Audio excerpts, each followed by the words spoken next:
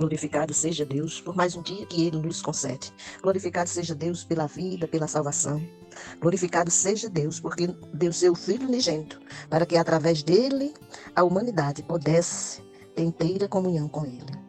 Por isso, celebrar o Natal é celebrar Cristo em nossos corações.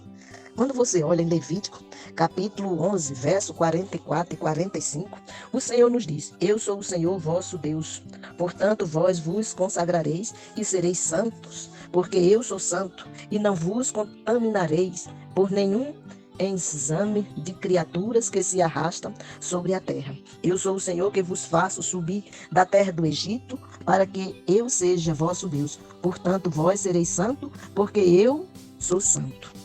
Além desse texto, citando ainda a respeito da santidade, podemos ler 1 Pedro, capítulo 1, verso 15 e 16, que eu vou ler agora para nós. Pois o Senhor nos convida a sermos santos em toda a nossa maneira de viver. 1 Pedro, capítulo 1, versículo... Eu vou ler a partir do verso 13. Que na Bíblia de Estudo de Genebra tem por título A Santidade na Vida. Por isso, cingindo o vosso entendimento, sede sóbrios e esperai inteiramente na graça que vos está sendo trazida na revelação de Jesus Cristo. Como filhos da obediência, não vos amoldeis às paixões que tinhas anteriormente na vossa ignorância. Pelo contrário, segundo é santo aquele que vos chamou, tornai-vos santos também vós mesmo em todo o vosso procedimento, porque está escrito: sede santo, porque eu sou santo. O Senhor espera que aquele que professa que é filho seu tenha uma vida em santidade, porque é isso que é agradável a Deus. Quando falamos em santidade, tem um contexto que eu acho muito interessante apresentar para nós aqui, além dos textos lidos em Levítico 11, 44 e 45. 1 Pedro, capítulo 1, os versos de 13 a 15. Um comentário que é apresentado na Bíblia de Estudo de Genebra é sobre a santidade divina e a humana. Veja que o Senhor declara claramente que Ele é santo e espera que aqueles que professam serem seus sejam também santos, porque Ele diz: sede santo, porque eu, o Senhor, sou santo. Sede santo em toda a vossa maneira de viver. Então, a santidade divina e a humana. O que é santidade? Nas Escrituras, o conceito de santidade é associado a um grupo de palavras intimamente ligadas entre si, que são santo, santificado, consagrado, santidade, santificação, consagração, cujo significado básico é separação. Veja que lá no texto de Levítico ele diz que vos tirou da terra do Egito, da casa da servidão. Então, é separação, ou colocar à parte, em função de alguma qualidade, posição ou função especial. Em certos sentidos, a santidade humana é diferente da santidade divina. Ó Senhor, só Tu és santo. Lá em Apocalipse, capítulo 15, verso 4, faz essa declaração. Mas em outro sentido é semelhante. Eu sou o Senhor, vosso Deus. Portanto, vós sereis santos, porque eu sou santo. Texto lido e aqui enfatizado, Levítico 11, 45. A obediência ao mandamento de Deus para sermos santos, como Ele é santo, exige que compreendamos o que a Bíblia diz sobre a santidade divina e humana. Você e eu somos criação de Deus e o torna um objeto de reverência, adoração e temor. Quando você lê, por exemplo, Isaías 43, 7, o Senhor diz que nos criou para a sua glória. E Ele diz: foi eu que os formei e fiz. Você foi feito para a glória de Deus. Você tem glorificado a Deus? Você tem andado no temor do Senhor? Nós estamos na época natalina e muitas das vezes a compreensão que se tem da época natalina é de fazer uma ceia, é de vestir roupa nova, calçado novo, é de ver uma cidade iluminada, a ponto de ser chamada uma cidade que está com espírito natalino, porque tem muitas luzes iluminando. Mas você sabe quem é a verdadeira luz? Veja que a palavra declara que um menino nos nasceu, um filho se nos deu, e o seu nome será Maravilhoso, Conselheiro, Deus Forte, Pai da Eternidade e Príncipe da Paz. Veja que a palavra, além disso, ainda declara que o Verbo se fez carne e habitou entre nós, cheio de graça e de verdade, e vimos a sua glória como a do unigênito do Pai. Você tem percebido isto e tem dado a ênfase àquele que é o verdadeiro Natal. Quando você olha em Lucas capítulo 2, veja que tem a sublime mensagem: eis que boas novas vos trago, é que na cidade de Davi nasceu o Salvador, que é Cristo o Senhor. Com o nascimento de Jesus, os magos vieram de longe para o adorar. Quando eles não encontraram, foram até Herodes e perguntaram onde havia nascido o Rei, o Senhor e Salvador das nossas vidas. E é dado uma ordem àqueles magos para ir procurar o menino, e quando encontrasse, voltasse e dissesse a Herodes aonde se encontrava. Isso foi o que Herodes disse a eles. Eles foram guiados pela estrela, e quando encontraram o menino, apresentaram ao menino incenso, ouro e mirra como presente. Mas depois de fazerem a verdadeira adoração, aquele que era, que é e que há de vir, eles foram orientados pelo anjo do Senhor que não voltasse até Herodes, mas seguissem por outro caminho. E assim eles fizeram. Herodes, percebendo que eles não voltavam, ordenou que matasse todas as crianças de 0 a 2 anos, com a proposição de, nessa matança, matarem Jesus. Mas glorificado seja Deus, que isso não aconteceu, porque o Verbo se fez carne foi para nos dar vida. E na plenitude dos tempos, ele nasceu, ele cresceu e ele cumpriu em sua vida o que está em Isaías capítulo 52 e 56. Ele cumpriu o que está em Gênesis 3,15. Ele realizou o que ele mesmo disse em João 10,10. Eu vim para que tenham vida e a tenham em abundância.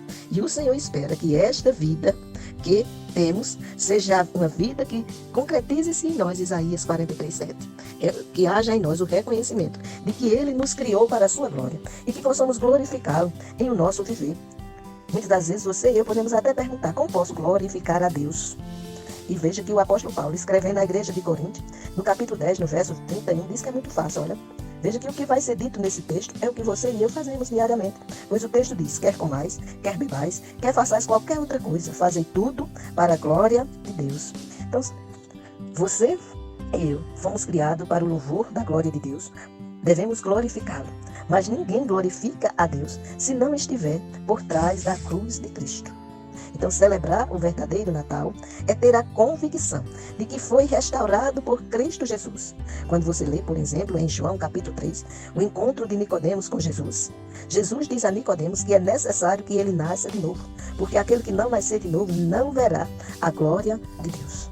Você quer celebrar o verdadeiro Natal?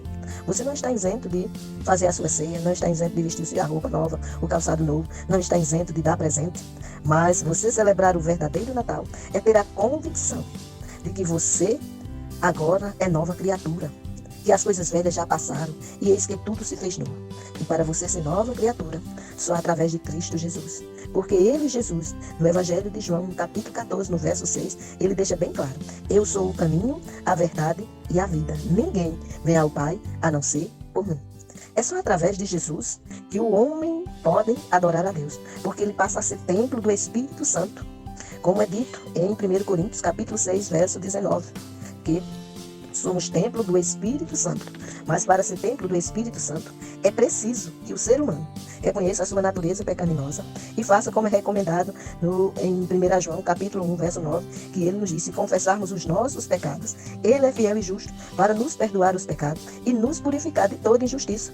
Quando passamos por esse processo, aí sim, estamos prontos para adorar a Deus, reverenciá-lo da forma que ele é digno de ser reverenciado.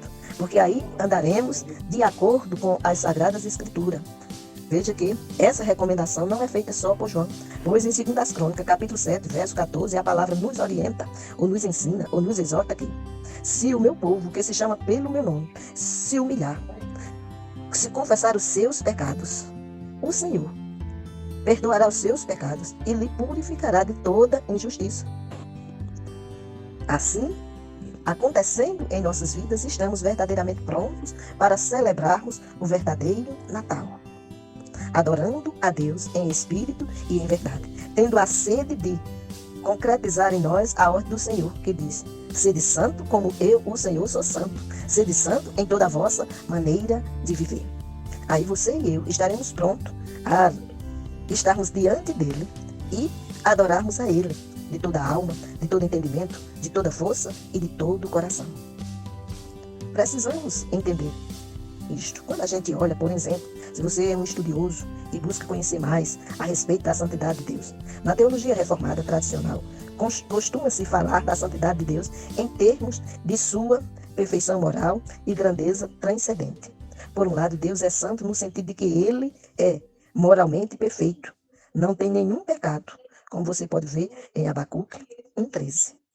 É luz pura, como você pode ver em Tiago 1,17, 1 João 1,5.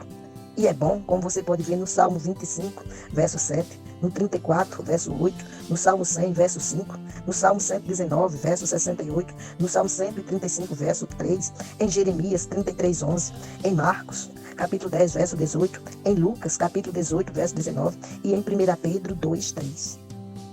Os pecadores que o adoram temem o seu julgamento, como está em Levítico, capítulo 10, verso 1, 2. Em Isaías, capítulo 6, verso 5, que é exatamente Isaías quando tem a visão do trono de Deus. Ele diz: ai de mim que vou perecendo, porque sou homem de lábios impuros e habito no meio de um povo de impuros lábios. E ele é restaurado pelo Senhor. Assim como Isaías foi restaurado pelo Senhor, ele também espera que você deseje ser restaurado por ele. Para isso, basta você reconhecer, como Isaías reconheceu, a sua natureza pecaminosa, e Deus realizou a sublime obra na vida de Isaías. Ele também hoje quer realizar essa sublime obra em suas vidas. Basta você confessar. Seguindo ainda a compreensão descrita sobre a santidade divina e humana, nós temos que, além do que fora dito em Levítico 10, 1 e 2 e Isaías 6, 5, pois não são dignos, é assim que o ser humano deve se reconhecer, não são dignos de estar na sua presença, ou seja, na presença de Deus, porque Ele é santo. Isaías nos diz em Isaías 59, verso 1 e 2, que o que separa o homem de Deus são os seus pecados. Mas João nos traz à memória que se confessarmos os nossos pecados, Ele é fiel e justo para nos perdoar os pecados e nos purificar de toda injustiça. A perfeição moral de Deus é motivo de grande adoração, louvor e temor no culto prestado a Ele. Veja que Ele nos criou para a sua glória. Temos realmente feito isso no nosso dia a dia? Em tudo que fazemos? Porque Ele espera que tudo que seja feito para a glória dEle. Em 1 Tessalonicenses 5,18, a palavra nos ensina: em tudo dai graça, porque esta é a vontade de Deus, em Cristo Jesus, o Senhor. Por outro lado, até mesmo os serafins, sem pecado, que servem na sala do trono de Deus, o adoram pela sua santidade. Curvam-se diante dele, humildemente, exclamando: Santo, Santo, Santo é o Senhor dos Exércitos, como está escrito em Isaías, capítulo 6, versículo 3, em Apocalipse 4, 8. Essas criaturas, ou seja, os anjos, não se humilham diante de Deus, porque sua perfeição moral contrasta nitidamente com a deles. Elas também são puras. Antes curvam-se diante do Deus Santo por causa da sua grandeza transcendental, ou seja, a grandeza de Deus. Deus é o Criador, distinto e separado de sua criação. E isso também o torna santo, como pode ser visto em Isaías, capítulo 41, verso 20 e capítulo 43, verso 15. Embora seja impossível que qualquer aspecto da criação rompa a barreira que separa o Criador das criaturas, a santidade de Deus se estende a coisas e pessoas que foram separadas do mundo e colocadas em contato mais próximo com Ele. Nada é santo per si, mas pessoas e coisas se tornam santos por meio de sua consagração ao serviço especial a Deus. Por exemplo, Deus declarou santo o lugar ao redor da sarça ardente, pois estava fazendo uso dele, como está escrito em Êxodo, capítulo 3, verso 5. Do mesmo modo, o tabernáculo e o templo foram considerados edificados sagrados, como está em Êxodo, capítulo 40, verso 9, 1 Crônicas, capítulo 29, verso 3, Salmo 5, verso 7, Salmo 11, verso 4. O sábado é santo porque é dedicado a Deus. Isto é visto em Êxodo, capítulo 20, versos de 8 a 11. As cerimônias e os utensílios empregados nas mesmas eram sagrados por motivos semelhantes, como está em Êxodo, capítulo 29, verso 37, capítulo 30, verso 10, verso 25, capítulo 40, verso 10 e em 1 Reis 8, 4. Isso tudo é um contexto apresentado no Antigo Testamento. Os levitas e os nazireus eram santos, como é visto em Êxodo capítulo 29, verso 1, como é visto em Levítico capítulo 8, verso 12, verso 30, capítulo 21, verso 7, capítulo 22, verso 9, Número capítulo 6, verso 5, Segundos Crônicas capítulo 23, verso 6, por terem sido separados do povo comum como servos especiais de Deus. Israel também é uma nação santa devido à sua relação especial de aliança com o Senhor, como mostra em Êxodo capítulo 19, verso 6.